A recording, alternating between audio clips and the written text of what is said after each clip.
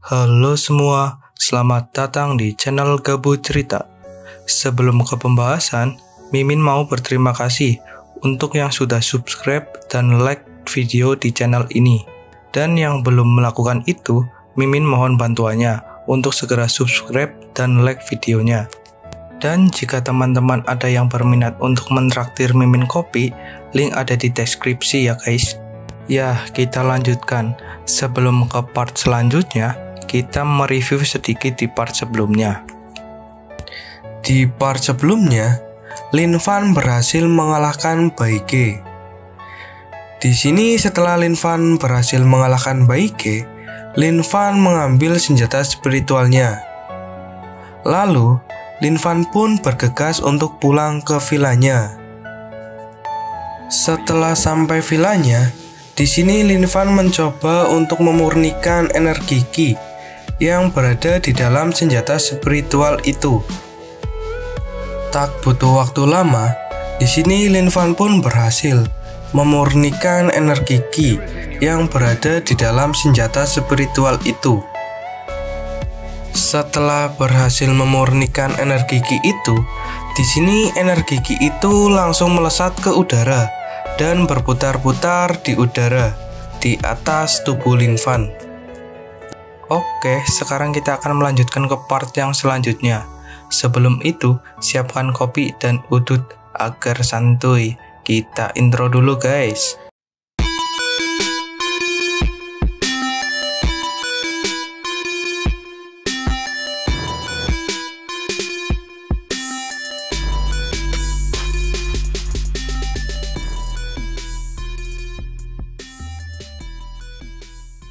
Di sini, Lin Fan menatap tajam ke arah energi Qi itu yang sedang berputar-putar di udara.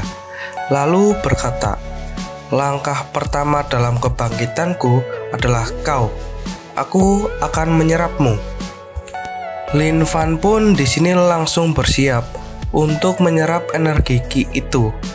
Seketika, energi Qi itu langsung menuju ke arah Lin Fan dan masuk ke tubuhnya. Lalu tak berapa lama kemudian, Lin Fan pun berhasil untuk menyerap semua energi Qi itu. Di sini Lin Fan pun sangat senang berhasil menyerap semua energi Qi itu. Lalu bergumam di dalam hatinya, "Dengan menyerap ini, akhirnya aku mencapai ranah Qi Pratis lapisan pertama." Lalu sambil menghela nafas, di sini Lin Fan pun mengeluarkan batu 9 dewa surgawi miliknya. Lalu bergumam di dalam hatinya, "Karena sibuk mengurus orang lain, aku sampai lupa mengultivasikan teknik batu 9 dewa surgawi milikku. Di kehidupan ini, biarkan aku menguasai teknik batu 9 dewa surgawi sepenuhnya." Lalu di sini Lin Fan pun langsung mencoba untuk mengultivasikan teknik batu 9 dewa surgawi miliknya. Setengah jam kemudian, di sini Lin Fan pun terlihat sangat kelelahan, sampai-sampai mengeluarkan keringat dari seluruh tubuhnya. Tetapi meskipun kelelahan, Lin Fan pun di sini sangat puas dan sangat bahagia telah berhasil mengultivasikan teknik itu. Sambil tertawa bahagia, Lin Fan berkata, "Hahaha, teknik ini sangat kuat. Sungguh teknik yang sangat kuat. Dengan menguasai teknik ini, aku bisa berdiri di atas alam semesta." Lalu di sini scene berganti di suatu tempat yang sangat sunyi. Di sini diperlihatkan seorang kakek-kakek tua yang sedang duduk berkultivasi. Tetapi saat sedang fokus berkultivasi, kakek itu tiba-tiba mengeluarkan keringat dari mukanya.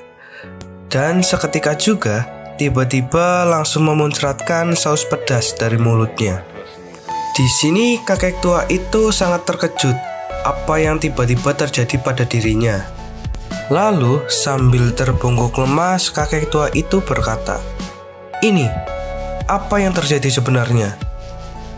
Lalu di sini tiba-tiba kakek tua itu menyadari sesuatu bahwa energi Ki yang berada di dalam tasbih 9 hantu telah menghilang. Setelah menyadari itu, kakek tua itu pun sangat emosi, lalu berteriak, "Sialan, siapa yang berani membunuh cucuku? Pak tua ini akan membantai seluruh keluarganya." Jadi kakek tua ini adalah kakek Baige ya guys, atau leluhur keluarga Bai. Untuk kedepannya, agar lebih mudah, kita sebut aja kakek tua ini dengan sebutan leluhur keluarga Bai. Untuk meredakan emosinya, di sini kedua tangan leluhur keluarga Bai langsung mencengkram kedua tengkorak kepala yang berada di dekatnya. Setelah itu, leluhur keluarga Bai langsung mengeluarkan salah satu jurusnya. Seketika setelah leluhur keluarga Bai mengeluarkan jurusnya, tengkorak-tengkorak yang berada di dekatnya pun langsung berterbangan ke udara akibat jurusnya itu. Lalu dengan tatapan mengerikannya, seperti iblis yang sedang kesetanan, berkata, "Baige terbunuh, dan jiwanya pun benar-benar menghilang. Dendam ini aku bersumpah akan membalaskannya." Lalu scene berganti di keesokan harinya di Universitas Kedokteran Shanghai. Di sini diperlihatkan Lin Fan yang sedang berjalan di dalam universitas itu. Di sini, Lin Fan sedang berjalan menuju ke arah kelasnya. Sambil berjalan menuju ke arah kelasnya, Lin Fan bergumam di dalam hatinya, "Meskipun kultivasiku sudah menembus ke ranah kipratis lapisan pertama kemarin malam, tapi Baige pasti bukan orang biasa, karena dia bisa mempunyai senjata spiritual seperti itu." Lalu tak berapa lama kemudian, Lin Fan pun sampai di depan kelasnya. Di sini Lin Fan pun langsung membuka kelasnya dan masuk ke dalam kelasnya. Setelah di dalam kelas, Lin Fan pun langsung duduk di tempat duduknya sambil memikirkan di dalam hatinya, "Aku khawatir untuk kedepannya akan bermunculan orang-orang yang sangat merepotkan." Tiba-tiba saat Lin Fan memikirkan hal itu, ada seseorang yang menyapa Lin Fan, "Pagi Lin Fan." Lalu di sini Lin Fan pun langsung menengok ke arah orang yang menyapanya. Ternyata orang yang menyapanya adalah Xiaozu. Di sini Xiaozu langsung menanyakan kabar Lin Fan. "Lin Fan, bagaimana kabarmu beberapa hari ini?" Lin Fan pun di sini langsung menjawab pertanyaan Xiaozu. "Haha, baik, sangat baik." Lalu di sini pengawas kelas yang baru datang pun sangat terkejut melihat Lin Fan masih datang ke universitas. Lalu berkata, "Bagaimana bisa dia masih baik-baik saja? Apakah Baige kalah? Jika memang benar Baige kalah, bocah ini pasti sangat kuat." Di sini, teman pengawas kelas yang mendengar perkataannya pun ikut berkata, "Sudahlah, jangan membicarakannya. 10 orang lebih dari klub seni bela diriku sudah pernah mencoba untuk menghajarnya. Tetapi, bukannya menghajar, 10 orang lebih itu malah kalah dengan sangat memalukan. Dia telah menotok akupunturnya, sehingga 10 orang itu berdiri semalaman tidak berdaya." Untuk yang lupa dengan pria ini adalah pria berdasi yang pernah menyerang Lin Fan di perpustakaan. Di sini pengawas kelas yang mendengar cerita dari pria berdasi itu langsung berkata, "Apakah benar bocah itu segitu kuat?" Lalu di sini pria berdasi itu menjawab pertanyaan dari pengawas kelas. "Ya begitulah. Padahal sebelumnya setiap kali dia bertemu denganku, dia selalu menundukkan kepalanya padaku. Tetapi sekarang berbeda.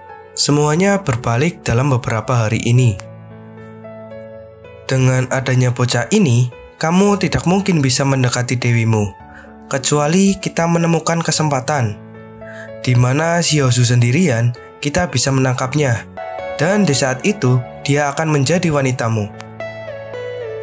Setelah mendengar ucapan dari pria berdasi itu, di sini pengawas kelas pun langsung berkata, "Hehehe, itu ide yang sangat cemerlang. Lalu di sini dengan mengeluarkan senyum jahatnya, pengawas kelas bergumam di dalam hatinya. Memang benar, adanya keberadaan Lin Fan di sini sungguh sangat menjengkelkan. Memang apa gunanya bisa bertarung? Intinya, siapa yang menidurinya duluan akan menjadi prianya. Akan kunantikan apakah dia masih bisa bertindak. Sepertinya di sini pengawas kelas juga mempunyai perasaan kepada Xiaosu ya guys. Ya secara lah ya guys, karena kan Xiaosu itu sangat cantik ya guys. Di sini pengawas kelas sadar akan kemampuannya. Dia tidak bisa mengalahkan Lin Fan dengan jalur kekerasan. Maka dari itu, di sini untuk merebut Xiaosu, pengawas kelas akan melakukan cara licik dengan menangkap Xiaosu saat Lin Fan tidak bersamanya. Dan di sini pengawas kelas ingin mencoba untuk meniduri dan menyelebeu Xiaosu agar Lin Fan itu putus asa. Lalu di sisi lain, Xiaosu dan Lin Fan masih asik mengobrol bersama. Di sini, Xiaosu bertanya kepada Lin Fan, "Lin Fan, kamu tidak melupakan perkataanmu sebelumnya kan? Yang ingin mengajakku untuk makan bersama?" Sambil tertawa kecil, di sini Lin Fan pun menjawab pertanyaan Xiaosu. "Oh, tentu saja tidak. Hari ini aku akan menemani wanita cantik makan bersama. Keluargamu membuka restoran bukan? Jadi ayo kita makan di sana." Setelah mendengar jawaban dari Lin Fan, di sini Xiaosu pun sangat terkejut, lalu berkata, "Hah? Ke rumahku?" Lalu dengan ekspresi murungnya Xiaosu pun berkata, "Baiklah kalau begitu."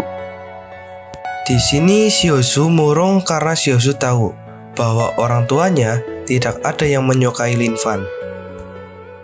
Lin Fan pun di sini mengingat sesuatu. Di kehidupan sebelumnya, orang tua Xiaosu memperingatkanku untuk menjauhi Xiaosu karena aku terlalu miskin. Jadi menurut mereka, aku tidak pantas bersama Xiaosu. Namun sekarang semuanya sudah berbeda.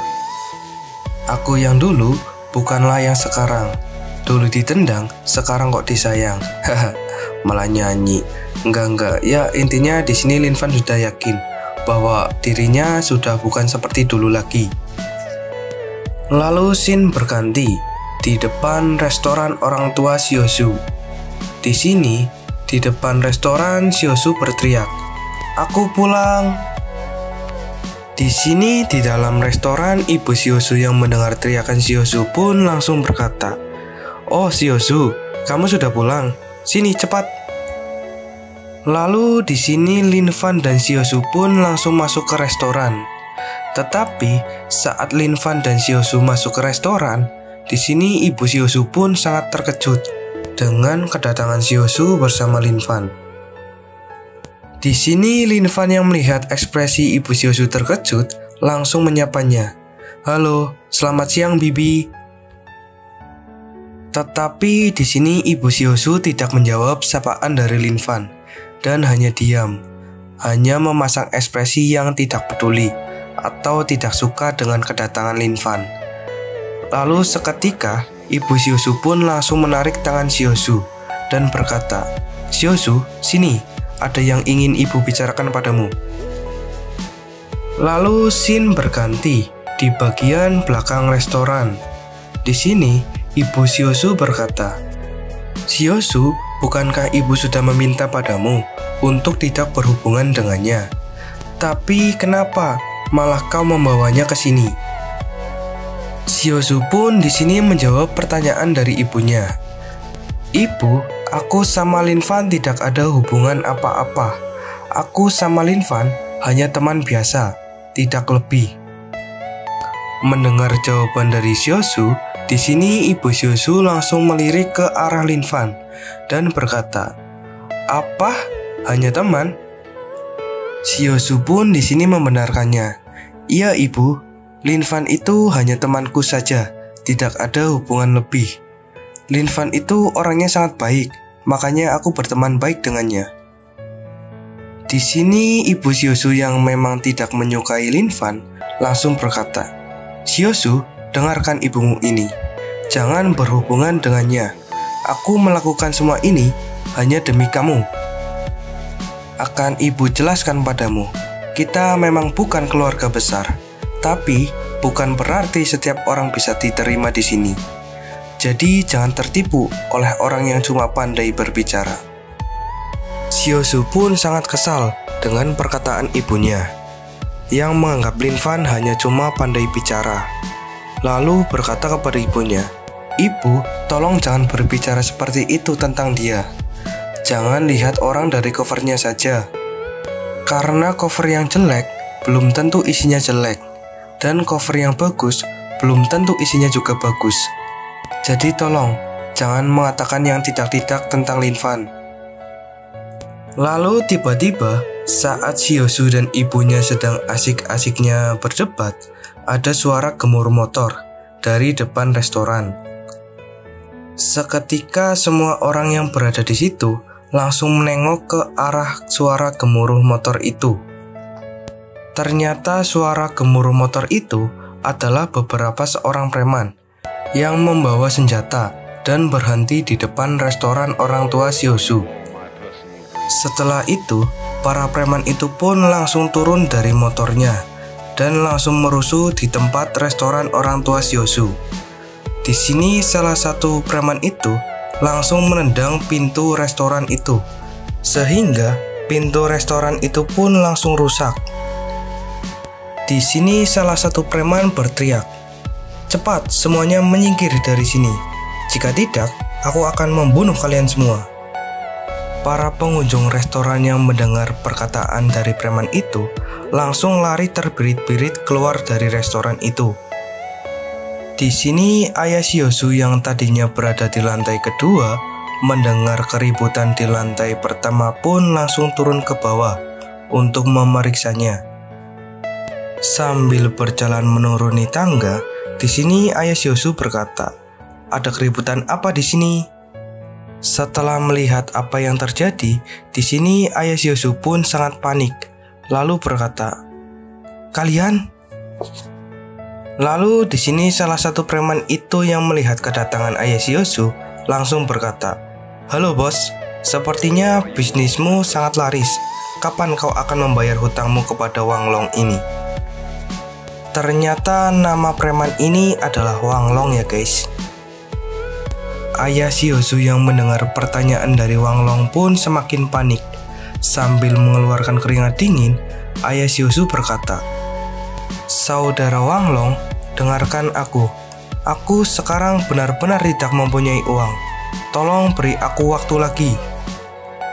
Mendengar jawaban dari ayah Siosu, di sini Wang Long pun langsung mencekik ayah Siosu dan berkata, "Haha, beraninya tidak mengembalikan uang Wang Long ini. Apa kau sudah bosan hidup?" Di sini ayah Siosu pun mencoba untuk melepaskan cekikan dari Wang Long sambil berkata, "Saudara Wang Long, mohon dengarkan aku.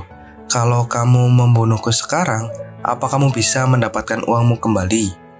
Jadi tolong beri aku waktu." Di sini Siosu dan ibunya yang melihat ayahnya atau suaminya sedang tercekik sangat panik. Di sini Siosu berkata, "Tolong lepaskan ayahku." Di sini Wang Long yang mendengar perkataan dari Siosu langsung meliriknya. Setelah melihat Siosu dan ibunya, di sini Wang Long pun langsung berkata, "Wah, istri dan putrimu terlihat sangat cantik. Bagaimana jika begini saja? Biarkan aku bermain dengan istri dan anakmu selama beberapa bulan, dan aku akan memberimu waktu beberapa hari lagi untuk membayar hutang-hutangmu padaku." Di sini ayah Siosu yang mendengar penawaran yang tidak masuk akal dari Wang Long itu langsung menolaknya dengan sangat keras. "Tidak," dan langsung menyuruh Siosu dan istrinya untuk pergi dari situ. Wang Long pun di sini yang mendengar jawaban dari ayah Siosu yang tidak sesuai dengan keinginannya sangat kesal dan langsung melemparkan ayah Siosu. Sehingga ayah Siosu pun di sini terbanting ke lantai dengan sangat keras. Lalu dengan muka sangenya, Di sini Wang Long pun langsung menatap ke arah Xiaozu dan ibunya. Lalu, di sini Wang Long pun langsung berjalan mendekati Xiaozu dan ibunya. Sambil tangannya akan meraih Xiaozu dan ibunya, di sini Wang Long pun berkata, "Wanita cantik, kemarilah." Xiaozu dan ibunya pun sangat takut melihat tangan Wang Long yang semakin dekat ke arahnya. Tapi sebelum tangan Wang Long berhasil untuk menggapai Xiaozu dan ibunya, di sini Lin Fan pun langsung mencengkram tangan Wang Long dan berkata, "Namamu Wang Long bukan? Akan ku ampuni kau. Tapi sebelum itu, cepat sujud dan minta maaf dulu." Wang Long pun di sini dengan sangat cepat langsung melepaskan genggaman tangan Lin Fan dari tangannya dan berkata, "Siapa kau bocah? Beraninya kau bicara seperti itu padaku?" Lin Fan pun yang mendengar pertanyaan dari Wang Long hanya memasang ekspresi dinginnya sambil berkata, "Kau tidak layak untuk mengetahui siapa aku." Wang Long pun di sini bukannya takut, malah tertawa melihat ekspresi dan jawaban Lin Fan. "Hahaha, baiklah, kau pura-pura kuat di hadapanku." Lalu Wang Long pun di sini mengambil sebuah botol dan langsung memecahkan menjadi 2 bagian. Setelah itu, Wang Long pun langsung menyerang Lin Fan dengan botol itu. Di sini Lin Fan yang melihat Wang Long akan menyerangnya masih memasang ekspresi dingin dan masih terdiam di tempat. Lalu setelah serangan Wang Long-nya semakin mendekat, di sini Lin Fan pun langsung menatapnya dengan sangat tajam. Dan setelah tepat di depannya, Lin Fan pun langsung menghempaskan botol yang berada di tangan Wang Long. Sehingga botol itu pun pecah. Dan pecahan-pecahan botol itu ada yang mengenai muka dan mata Wang Long. Di sini, setelah muka dan mata Wang Long terkena pecahan botol itu, Wang Long pun langsung berteriak sangat kesakitan. "Wah, muka dan mataku sakit!" Lalu di sini teman Wang Long yang berada di belakangnya langsung berteriak, "Bos, apa kau baik-baik saja?" Mungkin ini bukan teman ya guys, mungkin anak buah ya, soalnya manggilnya bos. Sambil menahan sakitnya, di sini Wang Long berteriak kepada anak buahnya, "Sanji, bunuh bocah itu untukku." Ternyata nama orang yang berkacamata ini adalah Sanji ya guys. Di sini Sanji pun menjawab perkataan dari Wang Long.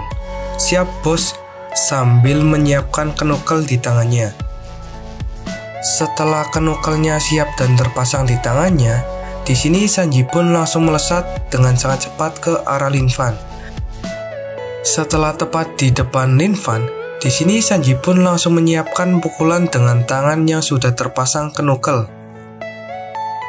Di sini lagi-lagi Lin Fan yang akan mendapatkan suatu serangan masih tetap santuy dan akan menahan suatu pukulan dari Sanji. Di sini pukulan Sanji pun dapat Lin Fan tahan dengan sangat gampang. Bahkan di sini Lin Fan pun menahan pukulan Sanji hanya menggunakan 1 jarinya. Sanji yang melihat pukulannya hanya ditahan dengan 1 jari oleh Lin Fan sangat terkejut, lalu berkata, "Bagaimana mungkin itu bisa terjadi? Itu sangat mustahil." Di sini Lin Fan pun tidak memperdulikan keterkejutan Sanji dan langsung menyentil jidat Sanji dengan sangat keras, sehingga kacamatanya pun pecah karena sentilan Lin Fan itu. Bahkan hanya karena sentilan Lin Fan itu, tubuh Sanji pun terhempas ke belakang. Lalu di sini Lin Fan pun menghela nafas sambil berkata, "Menyerang langsung kepadaku itu sungguh sangat bodoh." Oke, sementara videonya sampai di sini dulu. Jika kalian suka dengan video ini, tolong like, subscribe, dan jangan lupa aktifkan tanda notifikasi loncengnya agar dapat notifikasi video terbaru dari Mimin. Dan bantu share video ini sebanyak-banyaknya kepada teman-teman kalian. Jika kalian tidak suka dengan manhwa ini, silahkan kalian tulis manhwa yang sekiranya bagus di kolom komentar. Nanti Mimin akan mencoba mencarinya. Jika menurut Mimin bagus, Mimin akan membawakan alur ceritanya.